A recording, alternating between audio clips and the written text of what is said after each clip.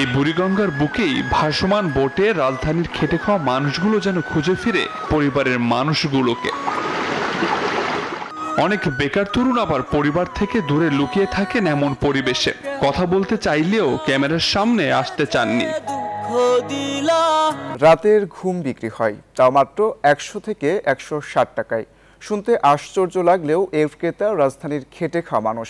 দিনের কর্মব্যস্ততা শেষে সবাই যখন ঘরে ফিরে, তখন এই মানুষগুলোর আশ্রয় হয় বুড়িগঙ্গার কিছু ভাসমান বোটে।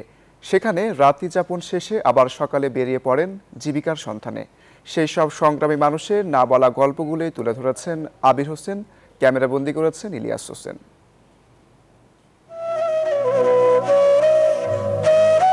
সারাদিনের হাড়ভাঙা পরিশ্রম শেষে রাতে ফিরেন হাওলাদার। ছোট একটা রুম, নেই কোনোই বিলাসিতা। দিনভর জীবনের সাথে লড়াই শেষে এটাই তার শেষ আশ্রয়। এখানে কাজ করতে আসছি, থাকার জায়গা নাই, এখানে আসা। বাসা বসা কোনো লই নাই। আমার গুলাকে একজন আসছিল, এবার খায়।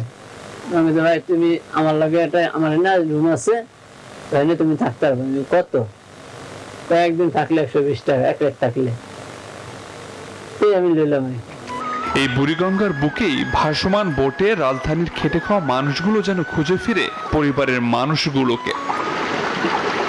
এখানে আরো অনেক গরিব লোক আছে যারা রুটে থাকে বা রাস্তাতে থাকে, তারা ভালো একটা জীবন করতে পারে না বা ঘুমাইতে পারে না।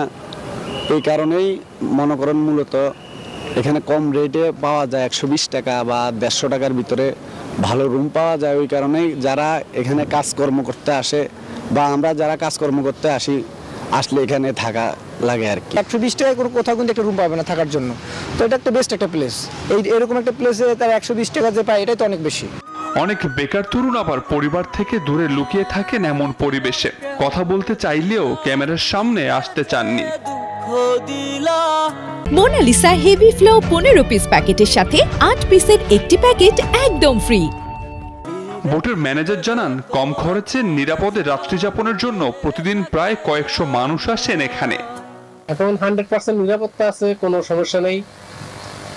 আমাদের এখানে অবৈধ কোনো কাজ চলে না, নারী এলাও নাই। 120 টাকা রুম ভাড়া সিঙ্গেল, আর ডবল আছে 160 টাকা ভাড়া, আর 100 টাকাও আছে নর্মাল একটু। আর বেসিক্যালি এখানে আসতে হলে এনআইডি কার্ড নিয়ে আসতে হবে সাথে। এই খেটে খাওয়া মানুষগুলোর হয়তো সংগ্রাম শেষ হবে না, তবে বুড়িগঙ্গার এই নীরব আশ্রয় তাদের হয়তো আবার শক্তি যোগাবে নতুন করে জীবনের সাথে লড়তে। ঢাকা শহরের কোলাহলের ভিড়ে এই বুড়িগঙ্গার নদীর তীরে ভাসমান বোটগুলো যেন সাক্ষী নীরব আর্তনাদের। এই আর্তনাদ হলো দারিদ্র্যের, যা হয়তো শহরের মানুষের কাছে পৌঁছায় না।